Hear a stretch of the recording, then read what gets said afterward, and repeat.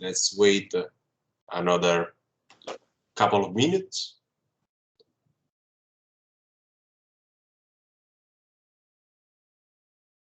Okay, and then I will show you something related to the hands-on session of today and tomorrow. I can begin to share my screen. Okay. Do you see the Cineca website? Perfect. Okay. So,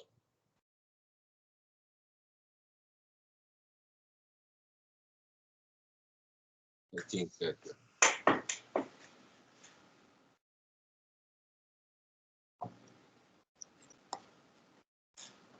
we can start. Okay.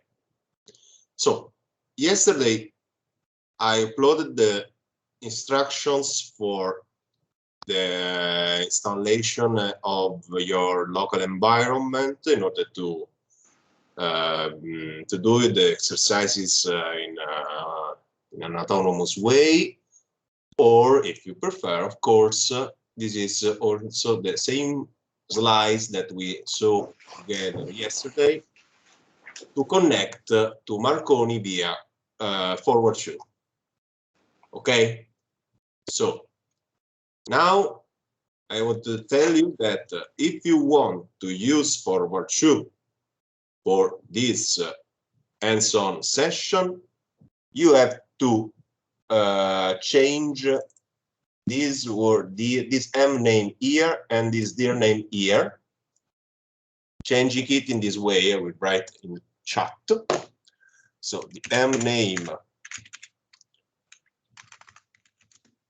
this time is,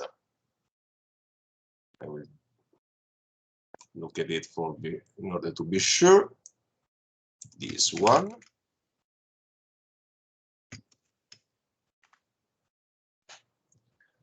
And the directory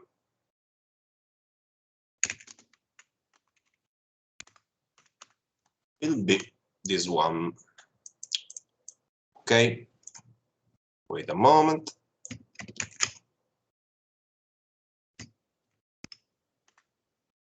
Oh, let's more precise. Okay, this is for using forward shoe.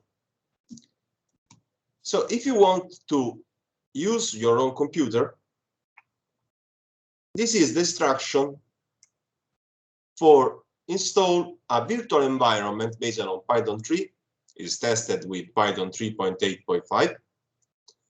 And those are the instructions to follow in order to create an environment named Qiskit-Polster environment, to activate it, and to install the necessary packages in order to do the exercises that we will propose you in the course of the school. Okay. For tomorrow, instruction are this one. You can find them here. You can find the slides here. I will paste the link. I think, I hope that you have access to this site, but I think yes. And slides are this one, how to use forward shoe, local and / local installation. Okay. It's a very easy task, 5 minutes of installation if you want to create your own. And then also auditors can use these commands to run the exercises. Okay, this is the quantum annealing environment for tomorrow. This is the Qiskit-Polster environment for today. Another thing that I want to say to you very quickly is the fact that tomorrow we will use a quantum annealer. Okay, so tomorrow's the lesson of tomorrow will be focused on how to create, how to write a problem in a specific form that can be accepted by a quantum annealer.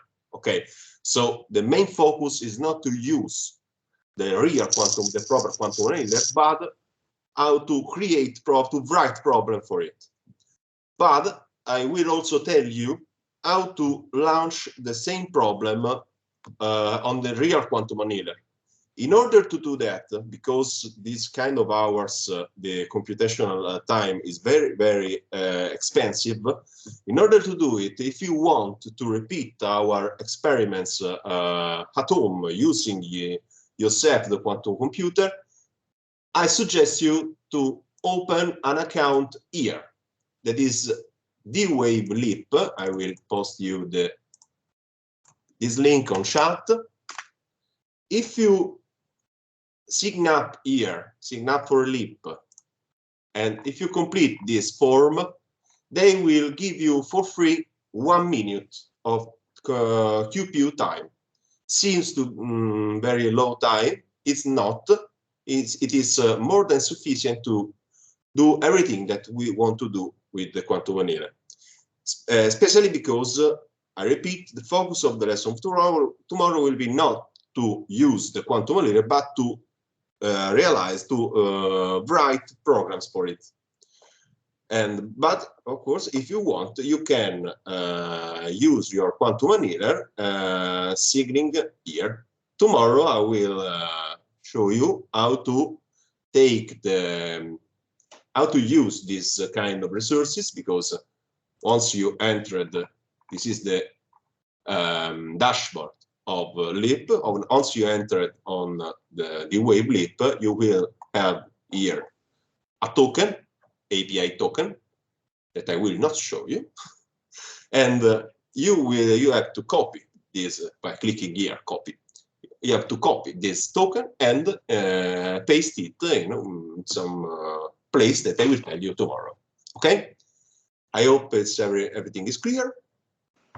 And I don't know, did you manage yesterday, because I updated these slides yesterday, did you manage yesterday to install local environments for the hands-on session of today? Or do you prefer forward through?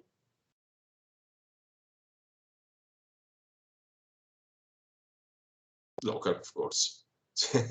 Of course. So, install it.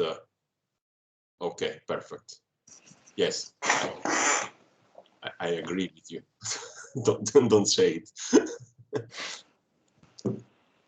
Okay, perfect. So this is a very easy procedure. You must do copy and paste everything written here to your Bash environment.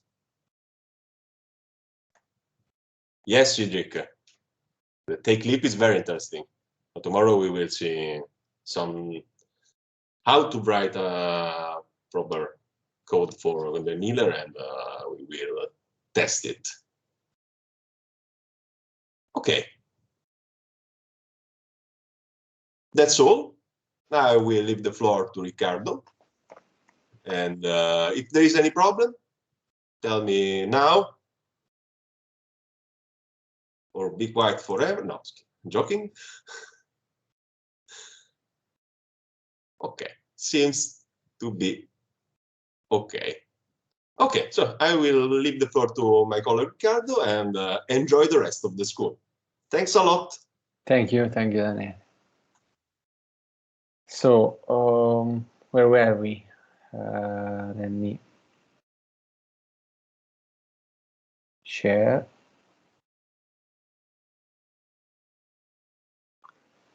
Okay, I guess you can see my slide. So first of all, a clarification, because before lunch there was a question about the inverse quantum Fourier transform, which is, so let me take again the Fourier transform.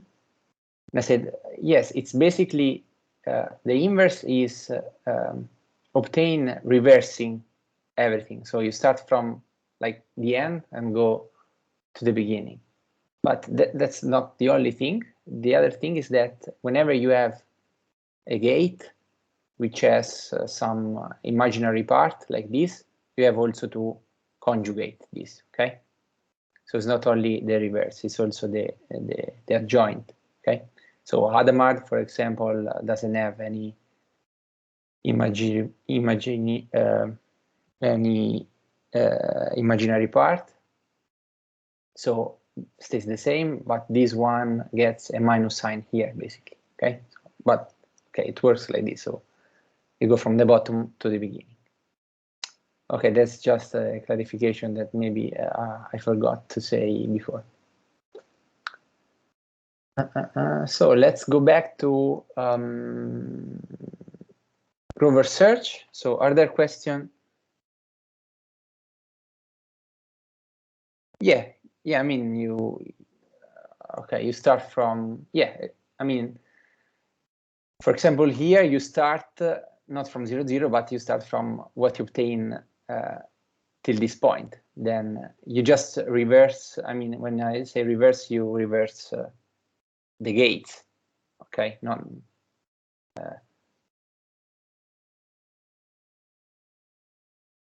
okay. Okay. Then, okay, let me go to the Grover search part. So Grover is the other very important algorithm that came up in the 90s. And what is it about? So Grover search is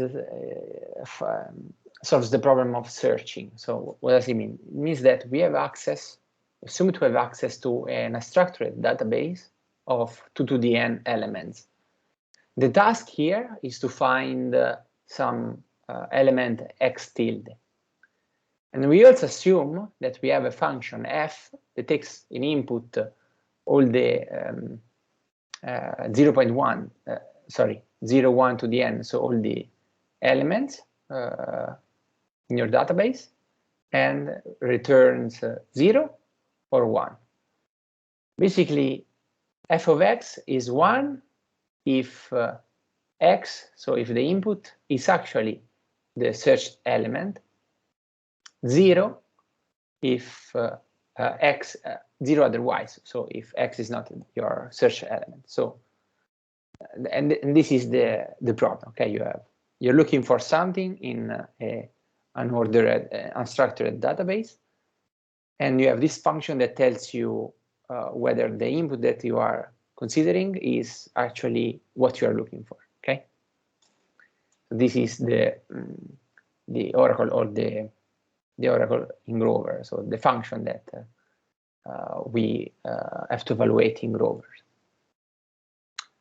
So classically, okay, when you have an unstructured database, classically, if you want to search the element x tilde, on average, you need 2 to the n minus 1 evaluation of this function, okay? Because as we've said before, if you are very lucky, you get the search element on the first try. So try this string, this x, f of x is 1, and you immediately get your result, okay? So in the worst case, okay, the last evaluation that you do is the one associated with the search element, okay? Okay. So on average, it's 2 to the n over 2, okay? So on average, it's half of you get.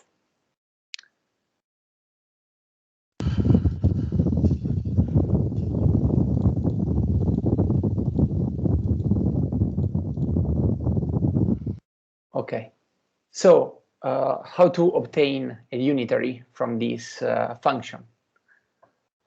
You can see easily that if I define u of f in this way, so it gives you, u of f gives x a minus when x is the search element, while it stays the same if x is not the search element. So one way of realizing this kind of unitary that evaluates. So it's also called the oracle associated to this function f is this way. So it's -1 to the f of x. But this is usually, so I mean, this is what we also had, you know, in Deutsch or the other problems, right? Usually what we did was to define u of f like u of f x, y equal to x, y plus f. But we have seen that if we start from a particular state, if we start from h and if we start from this case, this state here, let me go back to what I want to say. Yeah, like this. Okay, when we start from a state like this, then and we discard everything. I mean, probably this is more okay. If we start from a state like this and apply u of f, you've already seen that what you get is the value of the function inside the first register. In fact, you discard the last one. This is basically the same way, okay? The way of realizing the oracle for Grover, okay? You have a function and you apply this circuit, and u of f in this case is all of this, okay? So it's another way of saying, okay, I can put the value of the function inside the phase here. So let's go back to Grover. Let's go back to Grover search. Okay, so we have something that looks like this. Grover algorithm is this kind of circuit that we have here.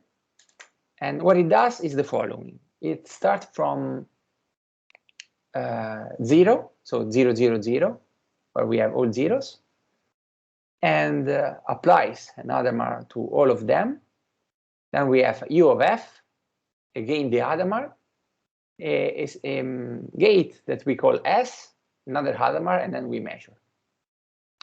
And this step here, this intermediate step, u of f up to hn, the last hn, must be repeated around square root of 2n times. Okay. So what is S? I mean, what is u of f is the one that we have seen before. So it's this kind of function here. What is S? S is this gate here. So it's 2 times the zero, the outer product between 0 and 0, which means it's a matrix which is of dimension 2 to the n, where there is only one element that is different from 0, and it is associated to the 0, 0 state, which is the upper, the left, the upper left element, the first element, no? on this matrix, minus the identity. So basically, what this S does is to give all the elements on the diagonal a minus sign, except for the 0, 0 state that stays the same. Okay. Moreover, what can we say? We can also define the state here, this combination of gates here, as u of s, where u of s again is hn applied with s. This is s, this is hn, and we can write it also in this way, okay, where s, what is s? S is basically the state that you get when you apply hn to the 0 state. Again, this one is applied to this other one, so that's why you get SS. Okay, let me give you not a step-by-step analysis of the Grover search algorithm, but more a geometrical intuition of what's going on. Okay, so let's start with this classical state where all the qubits are in the 0, 0, 0 state. Okay, then we apply the Hadamard. We know that Hadamard put everything in superposition in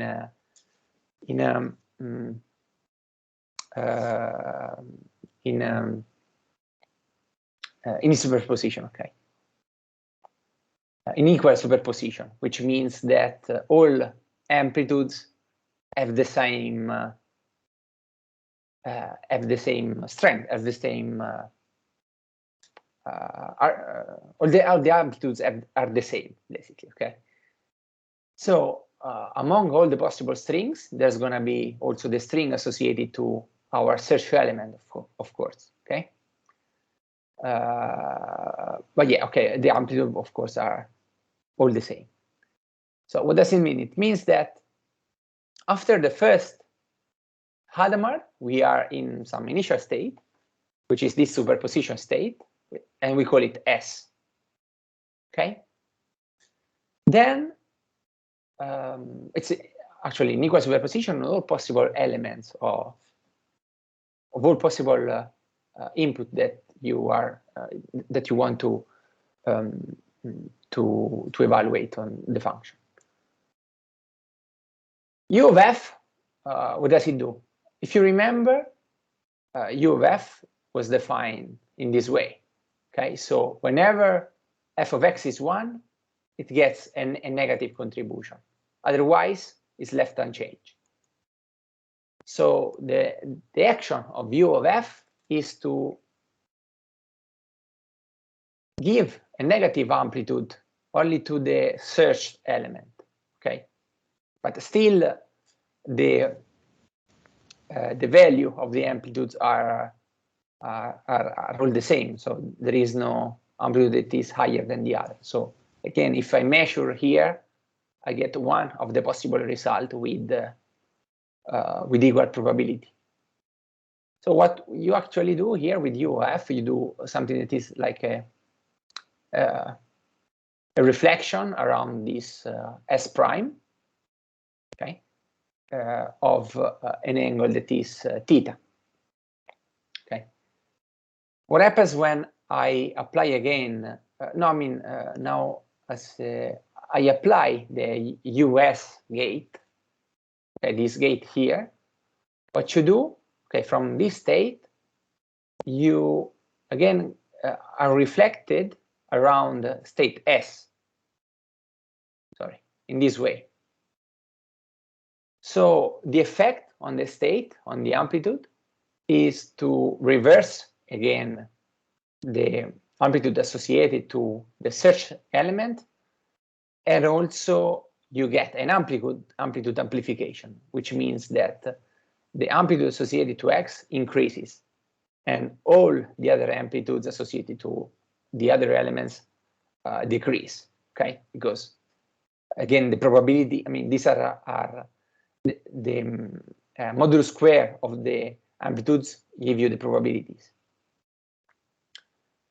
Okay, then, if you repeat this process multiple times, you understand you get closer and closer. So you repeat this process. So down, up, down, up, down, up, and you repeat this process. So which means these two set of gates a number of times that is equal to square root of 2 to the n, and at the end you get very close to the search state, which is x tilde. Okay, so it's this process of repeating these two set of gates that every time move your quantum state closer and closer to the optimal state, which is the solution to your problem. Okay, this is the geometrical interpretation. Of course, then when you measure, the most likely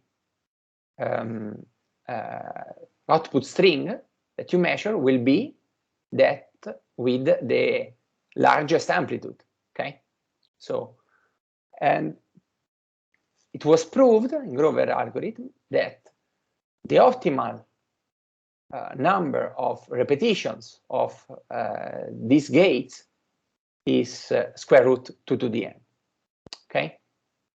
Actually, the optimal is pi over 4 square root 2 to the n. However, in any case, this is much faster than the classical case where we had to evaluate the function 2 to the n minus 1 times. In this case, we have a quadratic speed up, which means a quadratic, which means we get a square root of, we have to evaluate the function a square root of times of square root of the number of times that we would do in the classical case. Okay, so that's why Grover is the other very important algorithm together with Shor, despite the fact that Grover does not achieve an exponential speed up like Shor does, but the speed up is quadratic, you say, so because there is the square root. Okay, this is the end of the first part. Do you have questions, or are you with me with the Grover algorithm, or do you want some more clarification?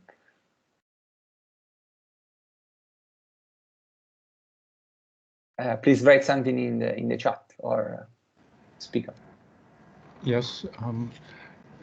In your notation, I just missed the fact that I want a confirmation that US is what you sort of decorated with the red square over the. Yeah, US is this part here. Is Okay, H, yeah. SH.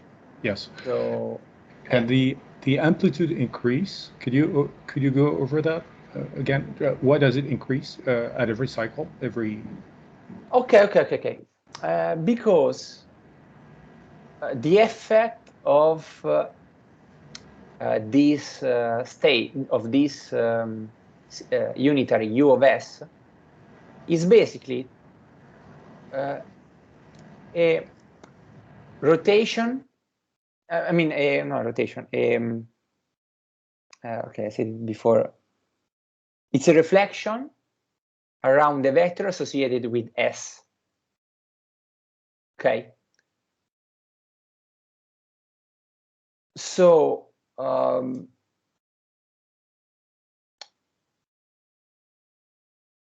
okay, in this way, how to say it?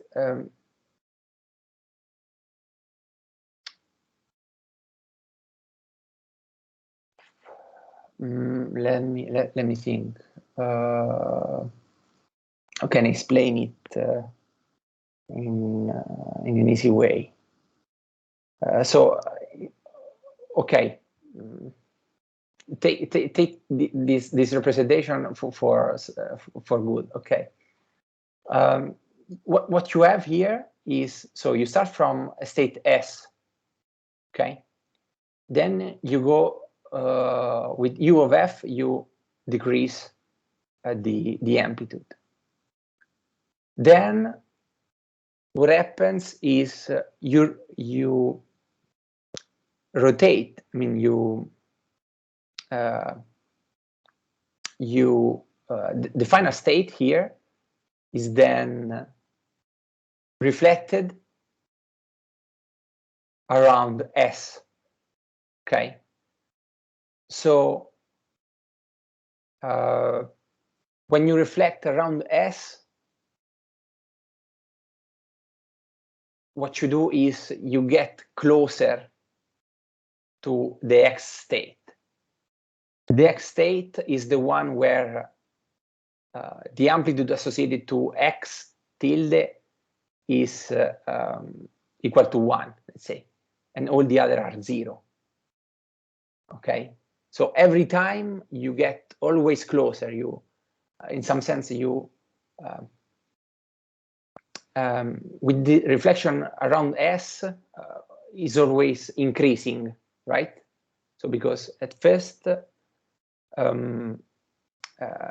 you're here, then you always increase your reflection by some angle theta. So every time is doubled the reflection. So at some point, and the optimal times of the optimal number of reflection around S is square root 2 to the n. After that, you get your blue state that is very, very close to x tilde. Okay, I'm not sure. I mean, this is the classical, the graphic geometrical intuition of this. It's just a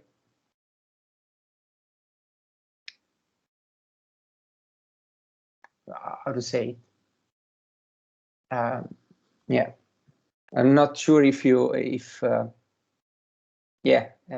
it explains. Okay, the complexity in this case is 2 to the n, because square root of 2 to the n, because you have to repeat this part 2 to the n times. S prime is no, okay, S prime is just a state that is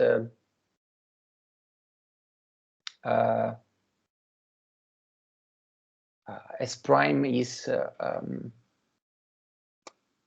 I mean, it's not a state that you ever use. It's just a state around which you do, let's say, you can imagine you do your first reflection. Okay, it's something like it's something S prime is a state that is orthogonal to your search element.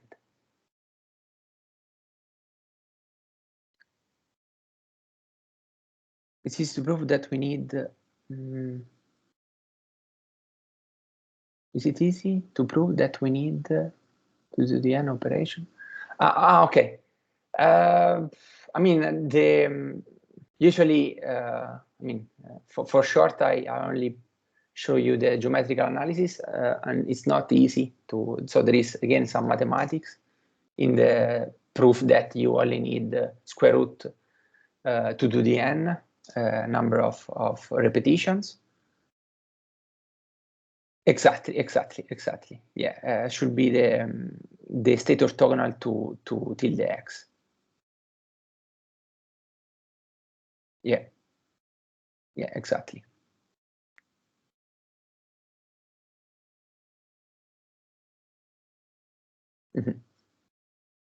Okay then. So I think everything more or less is clear.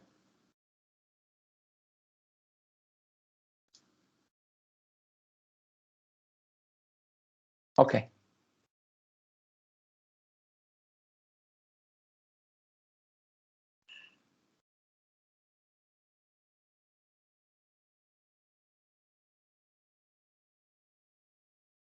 Okay. Then I think we are done with this part. We can go to, if there are no other questions, everything is more or less okay. I think we can, okay, give me a second that I have to switch computer, and we can start with the Qiskit part. No.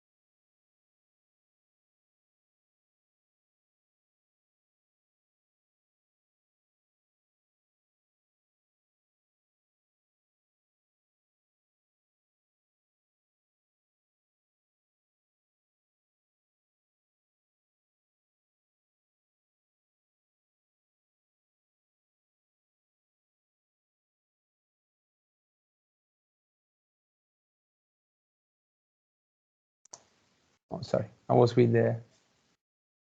Can you hear me now? Yes. Okay. Yes.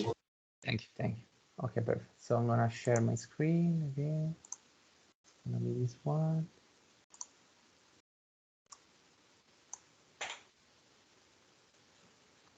Okay. So can you see my screen? I think yes.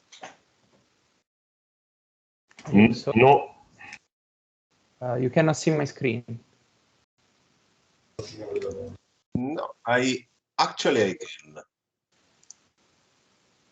try to move. No, definitely I can.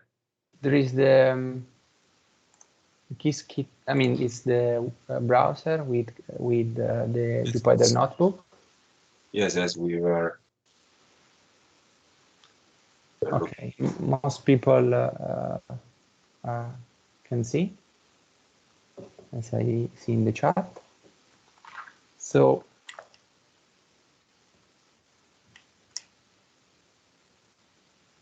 okay, let's start with the Qiskit part. Okay. So you can find this, as Daniele said, in the GitLab, or also in the homepage of our course. There is the folder which you can unzip, and in order to find all these 5 examples. Okay.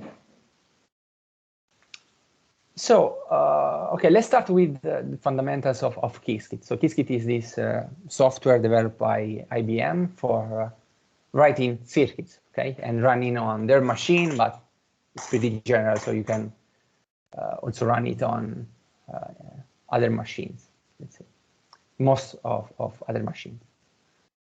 So the fundamental unit of Qiskit is the quantum circuit, which you can and I mean, the workflow consists in 2 stages, of course: building the circuit and executing. Okay. Let me run this part. Here is the standard Python for importing numerical library and Qiskit. So let's start with the circuit basics. So basic element for the first program that you're going to see is the quantum circuit. This is a function, and as you can see here, this creates a quantum register with 3 qubits. Okay, and I can run this part of the code. In the following, we're going to create this kind of state here, which is also called a GHZ state. How do you realize this? How do you build this kind of state? You basically have to perform an Hadamard. Probably you've seen this also yesterday. No? You perform an Hadamard on the first qubit, then which translates into superposition 0 plus 1. The control knot between qubit 0 and qubit 1, and the control knot between qubit 0 and qubit 2. Okay, so let's see what happens. This is the way. So I called my circuit, my quantum circuit circ. I apply, first of all, the H gate, which is this one. Then the control knot between qubit 0 and qubit 1, and the control knot between qubit 0 and qubit 2. Okay, I get some circuit. My circuit is changed. Then I can use this function Qiskit quantum circuit draw to draw what I've done. Okay, here it is, the Qiskit draw, the circuit draw. So this is my circuit that I constructed so far. We have Hadamard. MPL is just a way of, if I don't say anything, it's just ugly. It's nothing. It's a format. On the local installation with MPL, it crashes. Without MPL, it works. Okay, so because probably you have to also install Qiskit visualization. You just do it by saying pip install Qiskit square parentheses inside the square parentheses visualization, something like this. Probably it's just that. Oh, sorry. Yes, something like that. Yeah, but okay, it's not yes. a problem because it's just a fancier way to see it. Okay. And so only a few words, and use this command instead of the Qiskit installation command also for the other environment, because it's better more than less. Thanks. Yeah, this is a part just for this visualization. Okay, so okay. Then what else? Yeah, okay, the order is the following. So qubit 0 is at the top and the qubit, the other two are at the bottom, okay? But okay, this is something that we already know. Okay, then you can simulate now this circuit in different ways in Qiskit.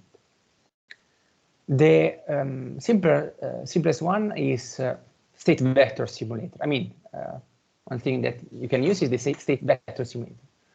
What does it do? It returns the vector associated with the quantum state. So it's going to be a pretty big vector with 2 to the n elements, okay?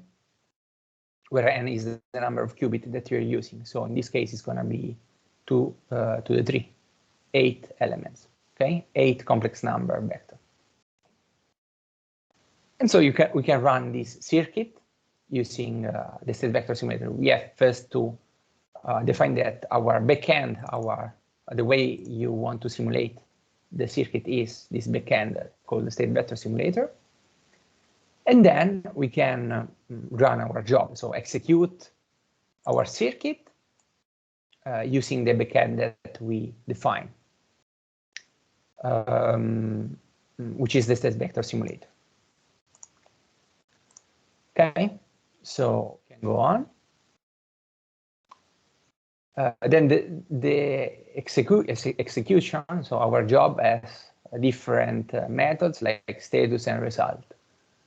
So for example, the most important one is result, which returns the output, so which returns the state vector psi. Okay, so okay, and we can print our state. It looks like this. So it's 0.7. What we was expecting was this state here. So 1 over square root of 2, 0, 0, 0 plus 1, 1, 1. In fact, what we got was 0.7, which is square root of 2, 0, 0, 0, all the other are 0, except for the last one, the last element, which is associated to the 1, 1, 1 state. Okay? We can also visualize this in another way. So using this plot, okay, as you can see, we have the 0, 0, 0 states, which have maximum amplitudes, and the real part, while the imaginary part is 0, of course. So here should be 1 over 2, okay.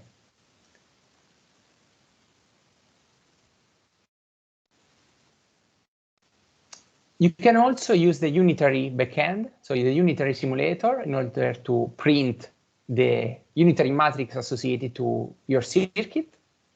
This is done in this way. very simply. So yeah, instead of state vector simulator as a backend, you need to get the unitary simulator backend, and you do the same thing that we did before.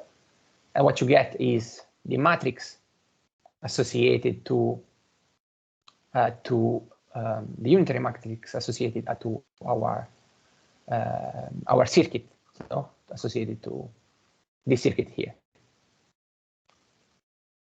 Okay, can go on a little bit faster probably. Where are we? Okay. As you know, the probability is going to be x, y, z. So it's going to be the modulus square of the scalar product. It's something that we've seen today. So if we add, what we're going to do here is we add measurement. Okay. So far with the Qiskit, with the state vector or the unitary, no? You simulate the full vector or the full unitary. Here we simulate exactly what a quantum computer will do. So with the measurements, okay, so we add these measurements, and we also had to add 3 classical bits to encode the state, to encode the result of the measurement. There is also this function barrier that simply separate things, does nothing but separate things in order to visualize everything better. Okay, so we can run this. What we're gonna do is we're gonna simulate the circuit. And since, as you know, everything is probabilistic, so what you expect after constructing this state is that we get half of the times this state 0, 0, 0 in output, and half of the times 1, 1, 1 state at the output. So let's see if by repeating measurements we get this result. Okay. Okay. Here we go. We simulating the circuit, which is done with in this way. So you execute your circuit with your backend, that is now the Cosmos simulator that allow you to simulate exactly what the quantum computer will do with the measurement. A shot means that you do multiple shots, and you store, we print our result. So that is this one. So the quantum state, the simulator, measured roughly half of the times 0, 0, 0 and half of the times 1, 1, 1. Okay, so of course, okay, there is it's not precise, it's not exactly 500 of the times and 500, because it's a random process. Okay, it's a quantum process, so you have some randomness going on. So what you have to do is to, in order to recover the probability, you have to perform many more measurements, okay, in order to increase your precision. You can also visualize in this way with plot histogram counts, yeah, the two states in this way. So with 1024 shots, we get almost the correct result. Okay, we had some error, okay, due to the low number of counts that we do, of shots of measurement that we do, of repeated. Every shot is a repetition, so of the algorithm. Okay, and that's it. I guess this is pretty much clear. If not, ask me any question. Okay, thank you, Daniele. So you answered some of them. Can I go on to the second part, or are there some problems here? write in the chat. Yes, so there are some problems.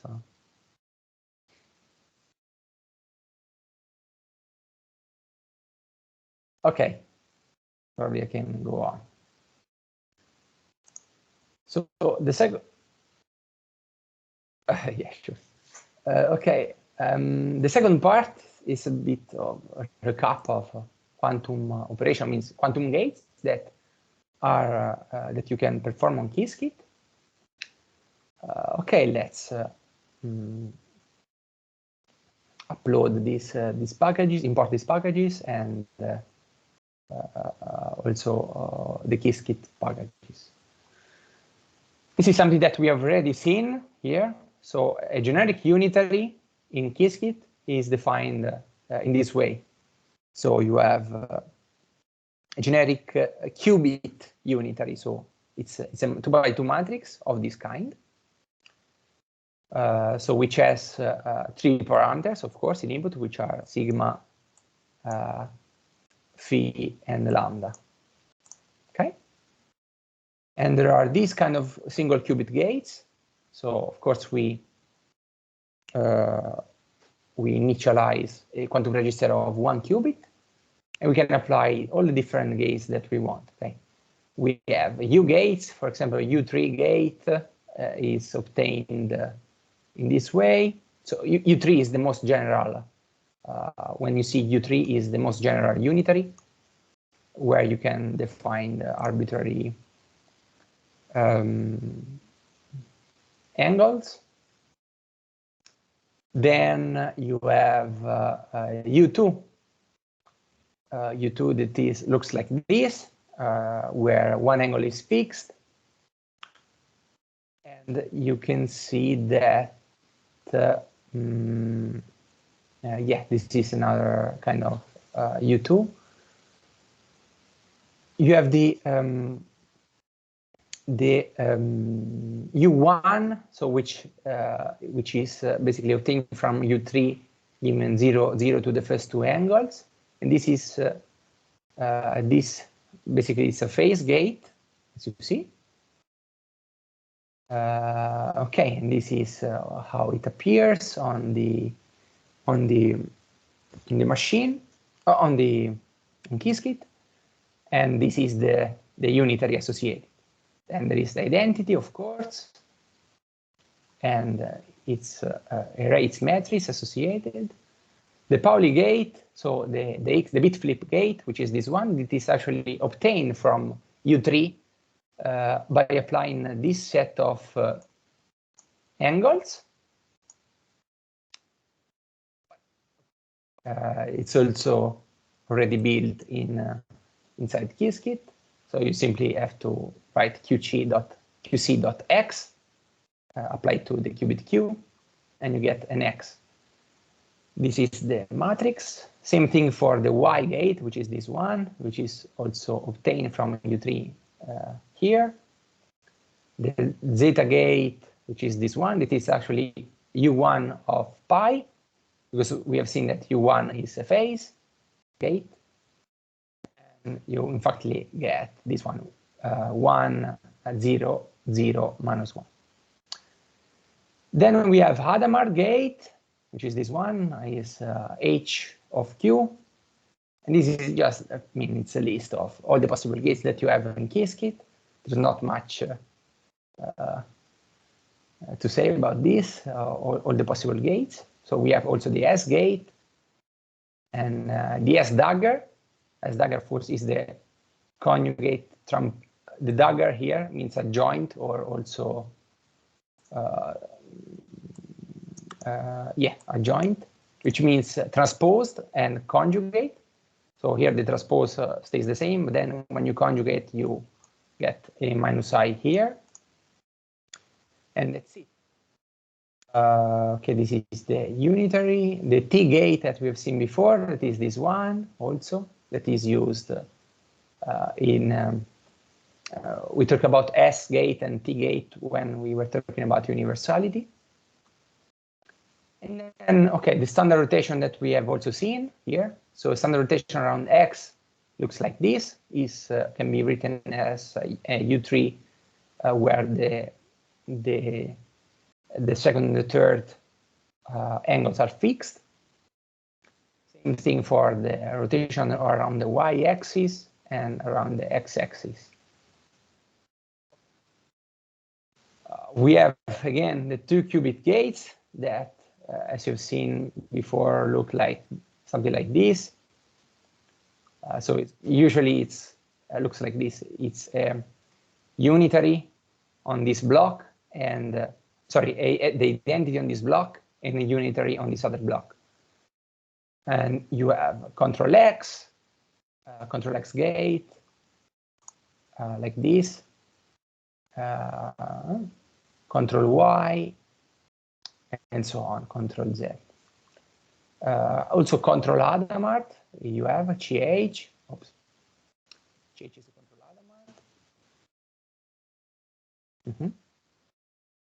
Hadamard. Control rotations, and so on. Okay, this is just to show you that you can build, the circuit that you want in Qiskit. Okay.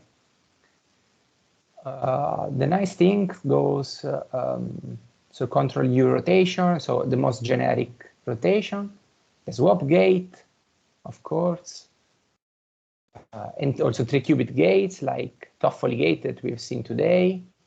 You can have that, and also the Fredkin gate, which is a controlled swap gate. So it swaps only if the okay, here works on the inverse. So swaps A with B only if the last one, the least significant bit is 1.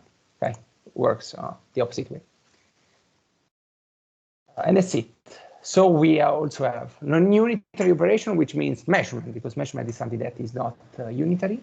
Sorry, for the Fredkin gate, for the Fredkin gate, it says, I mean, you just said it, but it seems like I understood the opposite. The second and third qubits are swapped if the first qubit is 1. And no, as you can see here, is it the third? Is the opposite. Okay.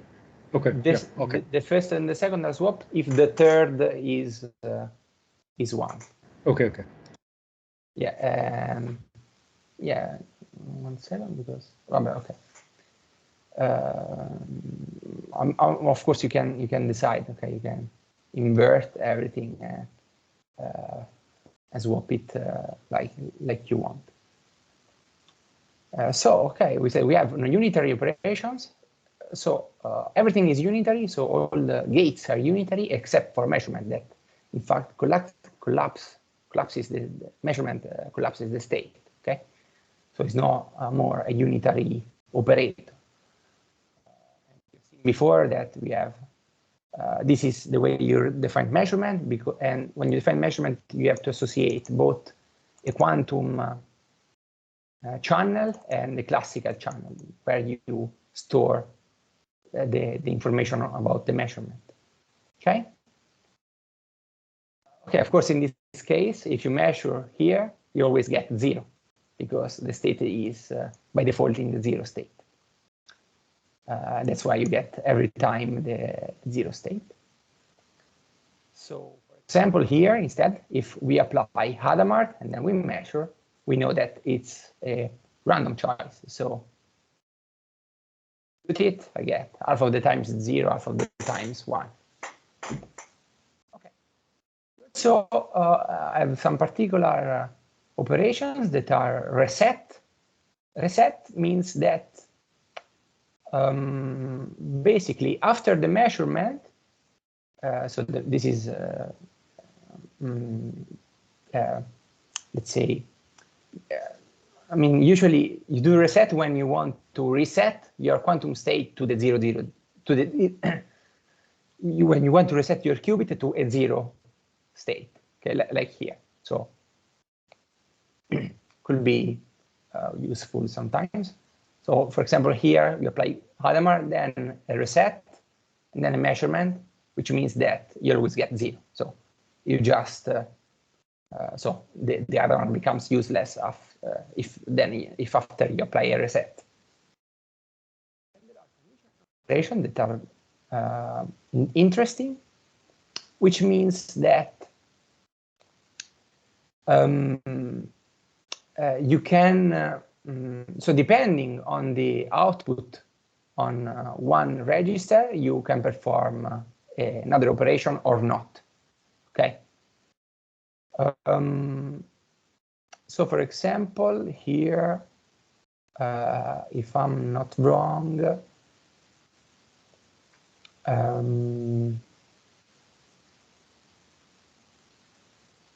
so let me, okay.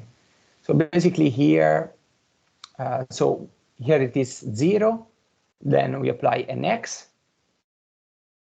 then we perform this conditional operation on the classical qubit, and we measure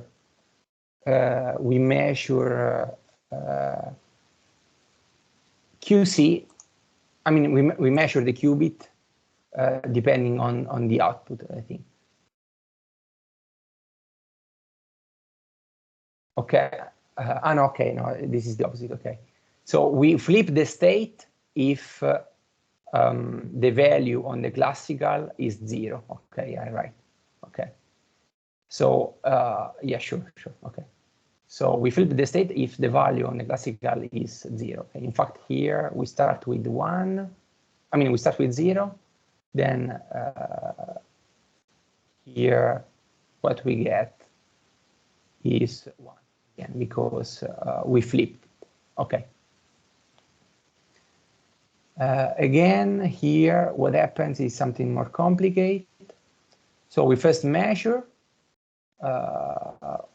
Okay, so we play Hadamard. So we use an Hadamard, then we measure.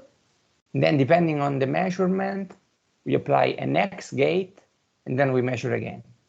So it's going to be half of the times you get an X here, and half of the times you get a 1, I guess.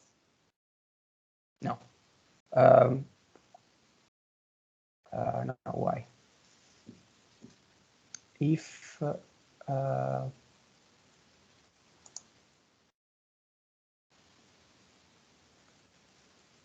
okay, look at the measurement. No, okay, if so, measure QC, QCX, C on Q0 if okay, no, we if C, oh no, okay, sorry. Okay, sure, yeah, sure. Okay, we measure here. So okay, we use Hadamard. We measure. The measure could be so the output here could be or 0 or 1. Whenever it is at 0, we flip it. So that's why we always get a 1, because when it's 1, we don't flip it. Okay. Okay, sure. So that's why we get always a 1. Okay, sorry. Okay, put into 1, yes, of course. A very interesting part is arbitrary initialization, which means the following. So you define from the beginning your normalized vector, which looks like this. So it's 1/4, 1/√8, 1/√16 times the complex number, so times 1 plus I. So this part is the complex part. And QC initialize basically creates the state associated with the vector that you specify. Okay, and you can check that your initial state is what you want.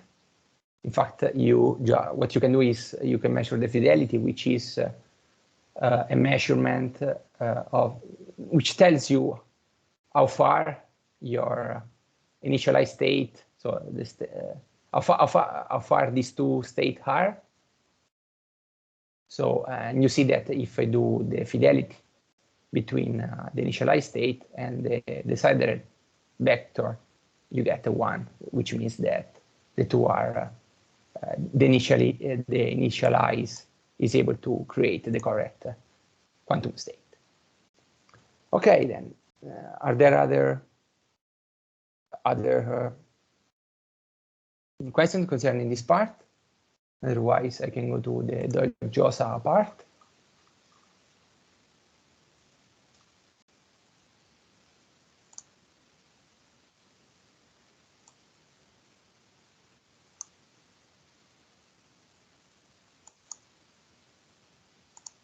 Okay, it seems that there are no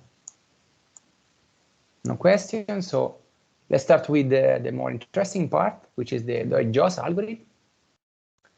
Okay, we've seen today what this algorithm is about. So basically, what we do, we have this function that is either constant or balanced, and then we want to try to understand if this is constant balance with the Doljosa algorithm that is that looks like this. Okay. So let's see at first how can we construct this function, okay, this u of f. Okay. So imagine you have some balance function. Okay, there are many different circuits that we can create. One circuit that guarantees that the circuit is balanced is the following here, which performs C0 on every qubit. So basically, the first 3 qubits, Q0, Q1, Q2, are used to encode the input, and Q3 is the output. Okay, as you can see, okay, in this circuit, what happens is that whenever there is a node, an even number of ones in the input, so Q0, Q1, Q2 are 0, 0, 0, or 0, 1, 1, or 1, 0, 1, or 1, 1, 0. Q3 is going to be, it's going to output 0, okay, because this is going to change only if this one, this is going to change only if this one, this is going to change only if this one. It stays 0 when you have an even number of changes, okay, or control X that are active. Input state, so whenever Q0, Q1, Q2 belong to this set instead, you get as output 1. So in this case, this is a way of constructing a function that is balanced, okay? Another way could be by simply applying X gates so that your table of your truth table changes in this way. So with an X in the second qubit, you get that basically, okay, they change in this way. So the states that give output 0 are this one, states that give output 1 are these others. Okay, this was for balanced functions. For constant function instead, it's much more simple. So basically, if f of x is 0 whenever you whatever input you give, then the circuit that implements this constant function is simply the identity. Otherwise, it's the X gate. So it's the X gate on the last qubit. Okay. Let's see a Qiskit implementation of this one.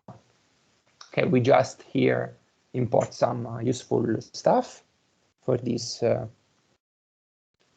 algorithm. say that we want to do everything like in this example with the three qubits or 3 bits. Okay, this is the way you build a constant oracle. So basically, is an n+1 because 3 are the bits plus 1, which is the output. And here, what it does, it randomly chooses if it is constant, giving always 0 or giving always 1. So for example, here, it's basically the identity, nothing happens. Let me run it again. Okay, here, and this is the other case, so where the constant, the function is constant, okay, because you flip, so you always return 1, okay? For concern balance oracle, let's try to implement what we have seen here. It's useful to define an input bit string, which is tells you where you want to apply the initial control X in order to modify this table here. So we start from a bit string 101, which means X on the first qubit, nothing on the second qubit, and X again on the third qubit. Okay, so if we start from this bit string, which means giving an X to the first and the third qubit, like this, we then apply the control knot to create our unitary that evaluates the function, okay? As we have seen before, with the barriers that separate everything, you get something like this. Okay.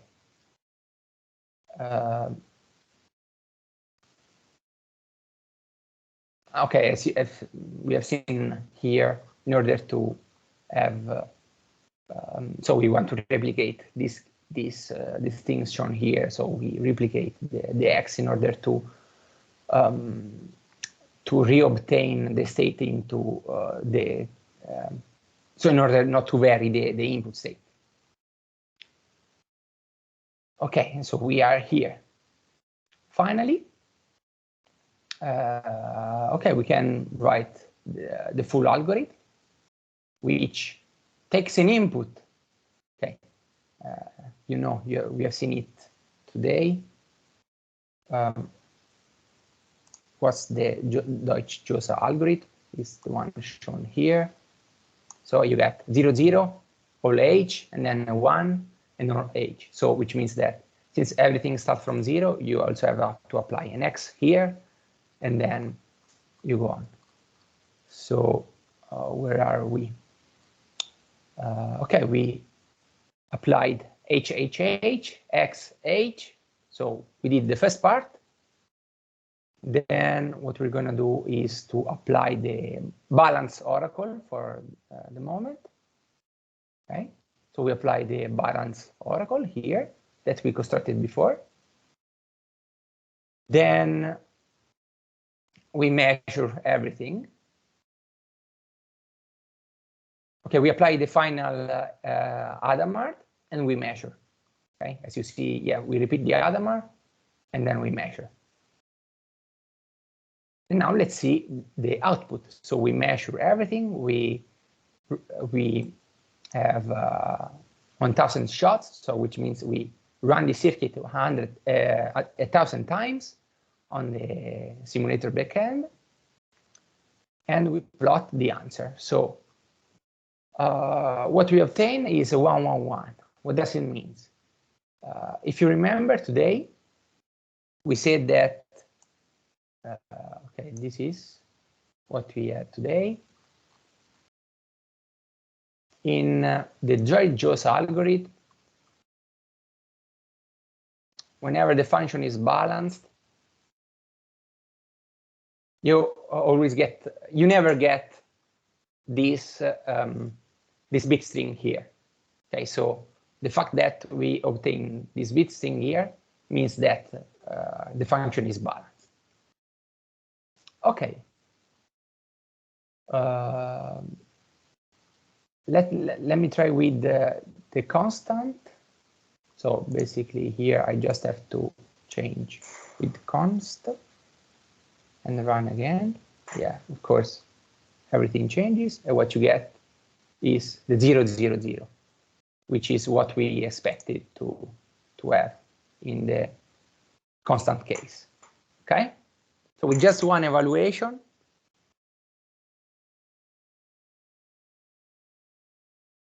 where is it? It's here. Okay. Wait, where did you enable the balanced function? It's a little bit above here. There's just a circuit. It's you have to write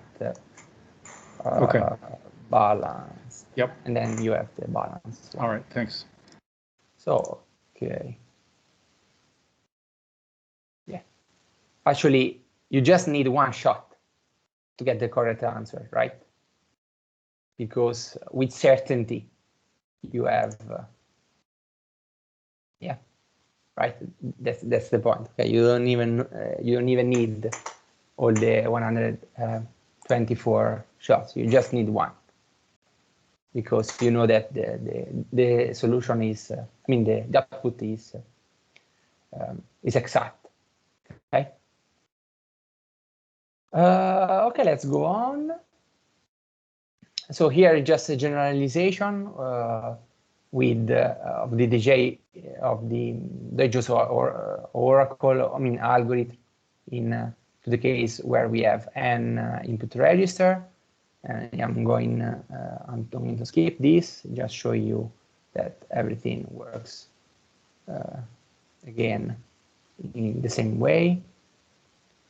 Yeah, here the function is constant. Okay, here at the end, after the definition of basically the same things, you can say n equal 4, the function constant, and let's see what happens. And again, yeah, with 100% of the times you find the 0, 0, 0 state, which means that again the function is constant. Okay, this is a little bit a trick because you already know, but in general, so this algorithm work with the premise that you are given some oracle, some function. Okay, you don't have to know basically how the oracle is done. Okay, this is the trick that is employed in this algorithm, which have this kind of premise. Okay, you are given this oracle. Okay. Okay, then the fourth part is the quantum Fourier transform. I'm gonna be fast also on this. You already know what it is about. This is the circuit that implements the quantum Fourier transform. Okay, and we can do this example with 3-qubit quantum Fourier transform. Okay, so works like this. No? You start from a state that is x1, x2, x3, and we start with the first Hadamard. First Hadamard gate gives you this transform the state x1 into this state here. So it's basically 0 plus 1 because x1. So it's the way of writing the Hadamard gate, no? Because when x1 is 1, you get exp of pi I, that is exp of pi I, which is, I mean, depending on the value of x1, you get either a plus or a minus. Then, when you apply the rotation, first control rotation, you get something like this on the third qubit, on the qubit x1, which is the third in order. Then you apply again q rotation 3, which is this one, and you get this. So you get this other. No, sorry. Here we are here. You get this other term in the exponent in the phase. Then we do the same for the second qubit, first Hadamard, then the rotation, and then for the third qubit, you just do the Hadamard. Okay. At the end, we are left with this state here. Okay.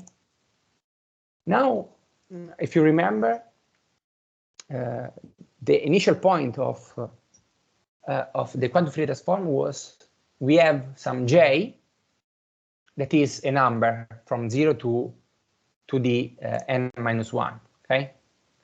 Where is it? Quantum Fourier transform. The starting point is this one. Okay. Okay. We have j that is some number, okay, and we want to do this.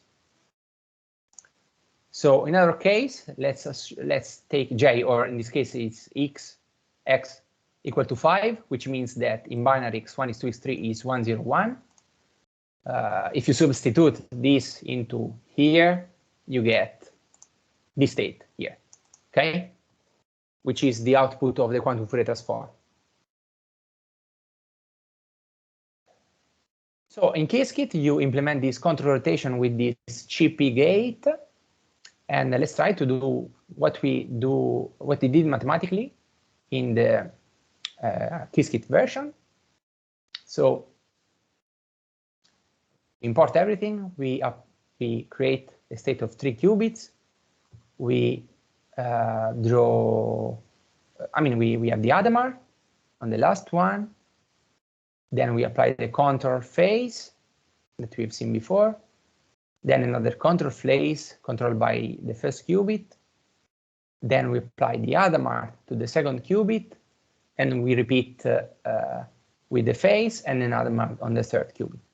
Okay, and finally we swap because there is also the swap in the quantum Fourier transform. Okay. Okay, this is the circuit realization of what we did here, basically. So you can also, this is the general QFT function, so creates the QFT given a generic n. Okay. So we initialize the quantum circuit with 4 elements. Yes. Then, so something like this. Here here is just QFT rotations is just this part here. So, okay, another thing is that you can reverse the order of these controls because it doesn't matter. You can write, you can first apply this one, pi 8, and then pi 4, pi 2, or first the pi 2, and then the pi 4, it doesn't matter. So the order, so it doesn't change anything in the quantum state. So reversing the order of these, it doesn't matter. And then, so after you define the QFT rotation for each qubit, you apply it to all the qubits, and you get something like this. Then there are the swaps. And then let's try to apply it to our case, which is associated to the number 5. So the one we calculated mathematically, analytically here. Okay. So in number 5, we expect this state here in output. Where are we? So with the number 5, so binary 5 is 1, 0, 1. Okay, it's 1, 0, 1. So we encode the state 5 into the qubits, and then we apply, okay, this is just visualization, no? That tells you the first qubit is in 0, the second in 1, the third in 0. No, sorry, the opposite. The first in 1, 0, 1. Then what happens after the quantum Fourier transform? So this is the circuit, and we run the circuit and we print the full state vector. And let's write it in LaTeX form. So this is just an exercise for you, and you try to see if you can, so by substituting here x of pi I, x of pi I over 2, x of 5 pi I over 4, substituting numbers, let's try to get this state here. So I did it, but it's maybe an exercise for you. Remember that these are tensor products, so each one of these is a column of 2 elements. So when you multiply them with the tensor product, you get in fact 2 to the 3. So 1, 2, 3, 4, 5, 6, 7, 8 elements, of course. Okay. So if you do this, you for sure are gonna get something. You're gonna get this state. Okay. So just a simple exercise. And finally, Grover. So let's see Grover for 10 minutes. So we've seen today that okay, Grover implements, so you need to have some oracle, some function that evaluates, so some unitary that evaluates your function, and the function is such that x, I mean the state acquires a minus sign whenever x is equal to the state w, which is the state that which is the answer to your problem, or the searched element w. Sorry. Okay then. So let's first, yeah, and nu of x is something that looks like this. So let's try to do a simple exercise where we can construct the u associated with okay, when n equal 4, okay, which means n equal 4, which means that we are considering just 2 qubits. Okay, so let's build an oracle. So this is a bit of a cheat, but it's just for understanding. So let's build an oracle that constructs, I mean that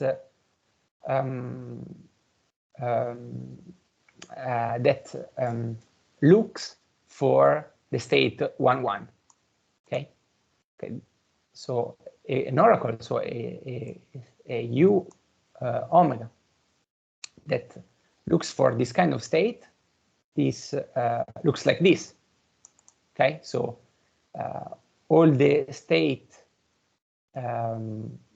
stay the same except for the w state, which is 1, 1, that gets a negative contribution. Okay, it's the how to implement this kind of state of unitary. You can check that actually this unitary is exactly the control zeta gate. Okay, so you just need a control zeta gate in order to implement this kind of oracle, this unitary that evaluates your function. Then we have the other part of the algorithm. We have, as you remember, Grover. So okay, we constructed this part. Now we have to construct all the rest. So what we need is, of course, we have the initial Hadamard, then the UF, that is this one, and then we have the US that is this one here. So again, is all this part here, U of S. U of S is this one, okay? In order to build U of S, what you can do, let's say we have to, okay, let me go back here. You know that U of S can be written in this way. Okay, so we have Hadamard, which is easy to implement, Hadamard, which is easy to implement, and then this S gate inside, which is basically 2 times the 0 state minus identity. What kind of unitary is this one? Is basically this unitary here. So here we call it U0, but it's actually the S of the slides. So a unitary that if takes an input, a superposition, an equal superposition, returns everything flipped. I mean everything with the minus sign, except for 0, 0. So that's what this function does. So a function that does this kind of reflection is so everything is flipped except for the 0, 0. Okay.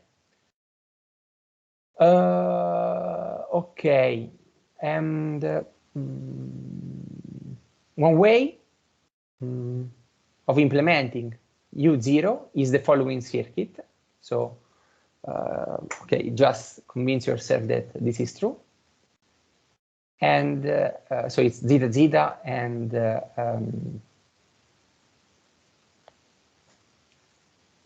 this control gate. Then well, it's a control phase gate, control Z gate, like that we have here. Then finally the US gate is H of n U0, or what we called in the slides S H of n. Okay, is this one here. Okay, which is also called the diffuser. Okay. So what else can we say here? Okay. Now let's implement. Yeah. Maybe Riccardo, we are at a good point. Maybe it's time to for a break. Now I'm just finishing this part because otherwise, then we can start. Yes, it's almost finished. And then we can start with. Just to be sure to not okay. Also this break today. Okay. Okay. Sorry. So very rapidly. Okay, this is the Qiskit implementation. We need 2, so just 2 qubits, and we have to initialize the state to Hadamard, as we have seen. Then we build the oracle for our function that whose aim is to find the 1-1 state. Then again, we apply the other part of the algorithm. And how many times are we going to apply this part? So if you go back to the node, to the nodes, you know that you have to repeat optimally 2 to the n square root. So 2 to the n is 4, since we are using 2 qubits. So square root of 4 is 4. No, sorry, square root of 4 is 2. 2 over 4 is 1/2. Pi over 1/2 is something like 1.5. So we need basically just 1 repetition. Okay, because with 2 repetition we are already above the optimal. Okay, we just one is fine. So let's try to simulate this circuit. Okay, the result. This is the result obtained with the state vector simulator, and you see the result is actually this one, which tells you that the state that you're looking for is the 4th one, which is the 1-1 state. Okay, and you have a 100% chance of measuring it. Okay, in fact, if we measure it, you get exactly the state 1-1. That is the state that we were looking for. Okay, this is the final part of the Qiskit session. I think we can go back in 10 minutes with 15 minutes, let's say, to see quantum error correction part. Okay, so see you in 15 minutes.